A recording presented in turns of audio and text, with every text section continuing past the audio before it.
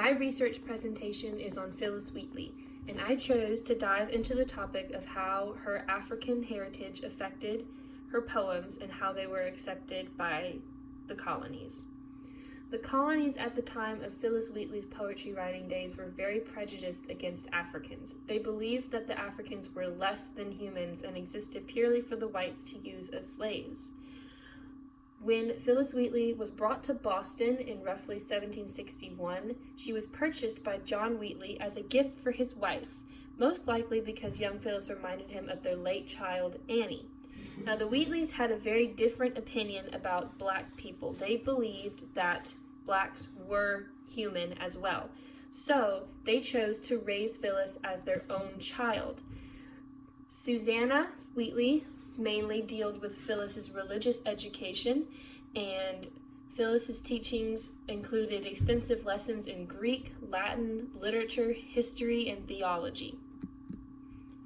Phillis Wheatley published her first poem around age 12. It was a story about two men who nearly drowned at sea, and it was printed in the Newport Mercury.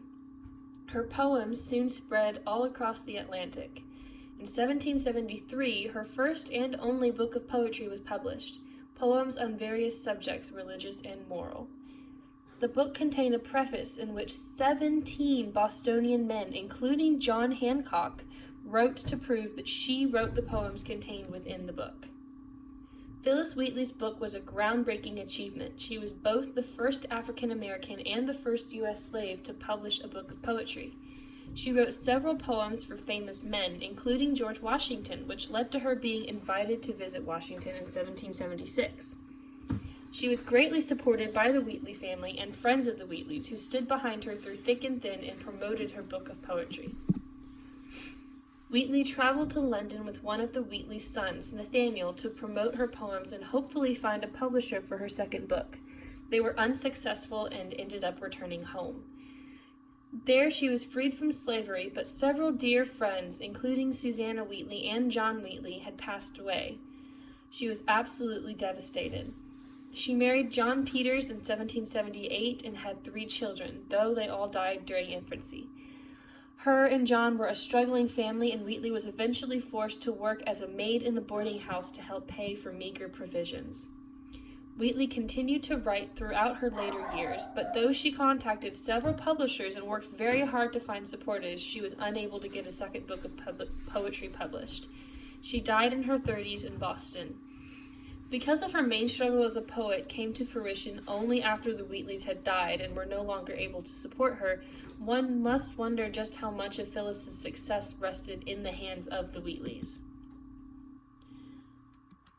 The early poetry of Phillis Wheatley focused on themes of religious matters and stories, something that all of society could relate with. Many of her poems were actually dedicated to well-known or beloved people in her town or in the colonies, which was a treasured way for the people to commemorate those whom were loved but had passed on. Phillis loved to tell stories in her poetry, and several of her poems included her first made-up stories of relationships and some adventure.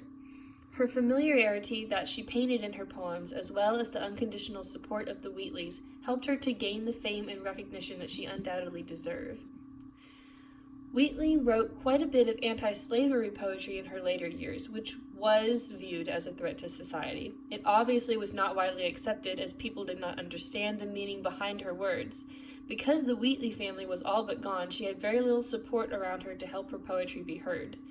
Her anti-slavery poetry did not begin to challenge society until long after the Great Awakening, when people really began to think about the true meaning behind equality and equal rights. Her poems were used to fight the Southerners' views on slavery during the Civil War. I really enjoyed researching Phillis Wheatley and her life. I knew a bit about her before I began research, but I did not know just how difficult it was for her to get a book of poetry published, and I also did not know that she was only able to publish one book of poetry.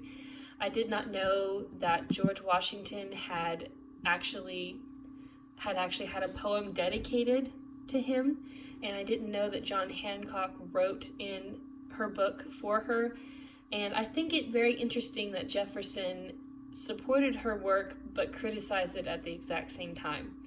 Overall, I really enjoyed researching and learning about Phillis Wheatley, and I am excited that I got to share some of what I learned with you.